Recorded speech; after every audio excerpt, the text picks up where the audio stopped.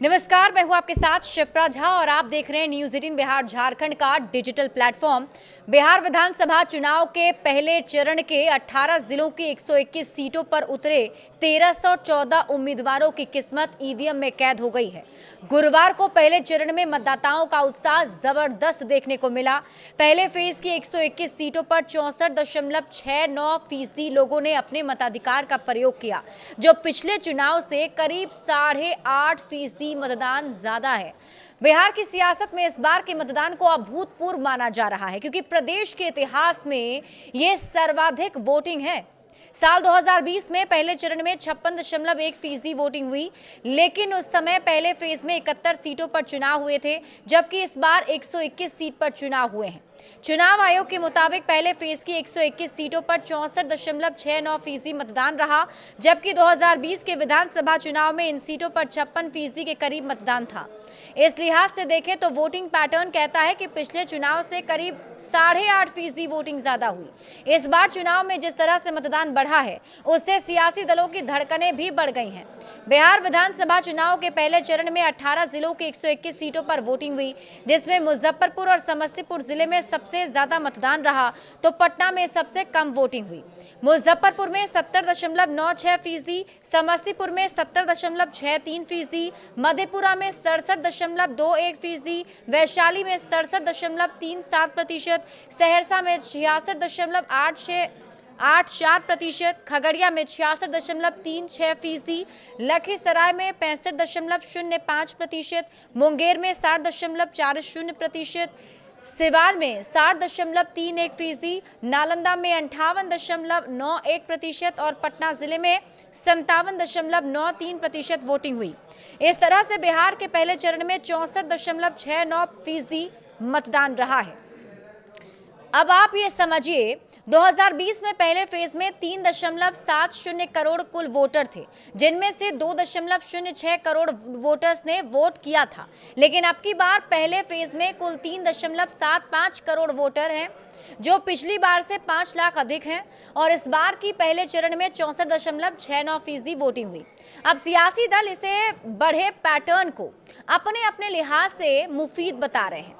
बिहार में इससे पहले 1951 से 52, 2020 तक सबसे अधिक 2000 के विधानसभा चुनाव में 62.57% वोट पड़े थे, जबकि 1951 से 52 और फिर 2024 तक हुए लोकसभा चुनाव में बिहार में सबसे अधिक 1998 में 64.60% मतदान हुआ था, जो कि इस बिहार में पहले चरण की सीटों पर हुई वोटिंग ने पछाड़ दिया है।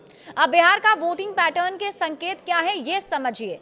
देखिए, वोटिंग फीसदी के बढ़ने का सीधा असर चुनाव के नतीजों पर भी पड़ता है। बिहार के चुनावी इतिहास में आमतौर पर माना जाता है कि जब वोटिंग ज्यादा होती है तो जनता बदलाव चाहती है, लेकिन ऐसा हर बार नहीं होता। चुनाव में देखा गया है कि कई बार अधिक मतदान का मतलब सरकार के प्रति समर्थन यानी प्रो इनकम्बेंसी भी रहती है। मतलब साफ है कि वोटर्स की सक्रियता किस दिशा में जाएगी, ये कहना अभी भी जल्दबाजी होगी।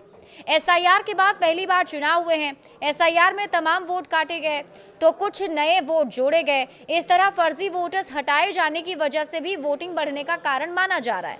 लेकिन बिहार में जब जब वोटिंग बढ़ी है तो सत्ता बदल जाती है। बिहार में वोटिंग बढ़ने से सरकार बदली है या नहीं बदली है, इस पर भी अब एनालिसिस होना शुरू हो चुका है।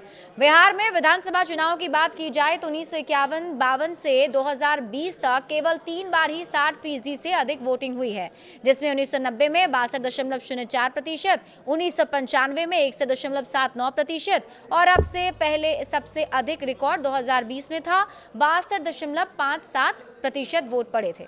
लेकिन इस बार सारे रिकॉर्ड टूट गए हैं, 64.69% वोट्स हुए हैं। अब ऐसे ही अगले चरण में वोटिंग हुई तो बिहार के इतिहास में ये अपने आप में एक बड़ा रिकॉर्ड हो जाएगा। और बिहार में अभी तक सबसे कम 42.60% भी 1951-52 में वोट पड़े थे। आज़ादी के बाद से लेकर अभी तक बिहार में जितने चुनाव हुए उसके वोटिंग पैटर्न को देखते हैं तो साफ जाहिर होता है कि बिहार में जब जब मतदान में 5% से ज्यादा इजाफा हुआ, इसका असर चुनाव पर पड़ा। बिहार में सरकार बदल गई। 3 बार देखा गया है कि वोटिंग बढ़ने से कैसे सत्ता पर सियासी असर पड़ा है। देखिए, बिहार में सबसे पहले 1967 के चुनाव में वोटिंग में इजाफा हुआ तो सरकार बदल गई। 1962 में 44.5% वोट पड़े थे। इसके मुकाबले 1967 में 51.5% मतदान रहा और इस तरह 7% वोटिंग ज्यादा हुई थी और कांग्रेस के हाथों से सरकार निकल गई थी। बिहार में पहली बार गैर कांग्रेसी दलों ने मिलकर सरकार बनाई थी। 1967 के बाद 1980 में भी यही पैटर्न दिखा। वर्ष 1980 में 57.3% मतदान हुआ था, जबकि 1977 के चुनाव में 50.5% वोटिंग रही।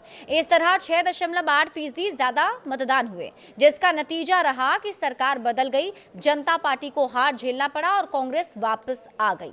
1980 के बाद 1990 के विधानसभा चुनाव में भी मतदान में जबरदस्त इजाफा हुआ था। 1990 में 62% मतदान हुआ था, जबकि उससे पहले 1985 में 56.3% मतदान रहा। इस तरह 5.8% ज्यादा मतदान की बढ़ोतरी ने बिहार की सत्ता परिवर्तन कर दिया था। कांग्रेस को सत्ता से बाहर होना पड़ा था और जनता दल ने वापस से सरकार बना ली थी। अब इसके बाद बिहार में सत्ता परिवर्तन नवंबर 2005 में हुआ, जब 16% वोटिंग कम हुई थी और इस बार बिहार के पहले चरण के चुनाव में 8.5% वोटिंग ज्यादा हुई, जिसके नफा नुकसान का आकलन किया जा रहा है। बिहार की वोटिंग किसकी टेंशन बढ़ा रही है, अब आप ये भी समझिए। बिहार के पहले चरण में मिथिलांचल, कोसी, मुंगेर डिवीजन, सारण, भोजपुर, बेल की 121 सीटों पर चुनाव हुए हैं। बिहार में इस बार 2 चरण में चुनाव हो रहा है। पहले चरण की 121 सीटों पर 1314 उम्मीदवार की किस्मत ईवीएम में कैद हो गई, जबकि बाकी 122 सीटों पर 11 नवंबर को मतदान है।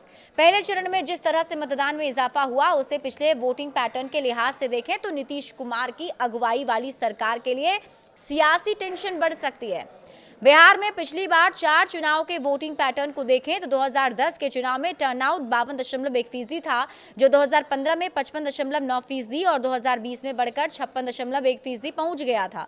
इस बार पहले चरण का वोटिंग पैटर्न देखें तो 64.69% मतदान है और पिछले 3 चुनाव में वोटिंग बढ़ने का लाभ देखें तो नीतीश कुमार को मिला है, लेकिन उसमें इजाफा 2 से 3% का ही था। लेकिन इस बार 8.5% का अंतर है। तो पहले चरण से ही तय हो जाएगी सत्ता की कमान भी, क्योंकि पहले चरण की जिन 121 सीटों पर गुरुवार को चुनाव हुए हैं, उन इलाकों में पिछली बार महागठबंधन और एनडीए के बीच कांटे की टक्कर रही थी। इन 121 सीटों में महागठबंधन 61 सीटें जीती थी, जो एनडीए को 59 सीटें मिली थी। आरजेडी ने 42 सीटों पर जीत का परचम लहराया था, जबकि 32 सीटें बीजेपी ने जीती थी। जेडीयू को 23 सीटें मिली थी और कांग्रेस को 8 सीटें मिली थी। इसके अलावा माले के 7, वीआईपी के 4, सीपीआई और सीपीएम के 2-2 सीटें जीत मिली थी। इसके अलावा एलजेपी 1 सीट पर जीती थी और इस लिहाज से देखें तो महागठबंधन और एनडीए दोनों के लिए पहला चरण काफी अहम है।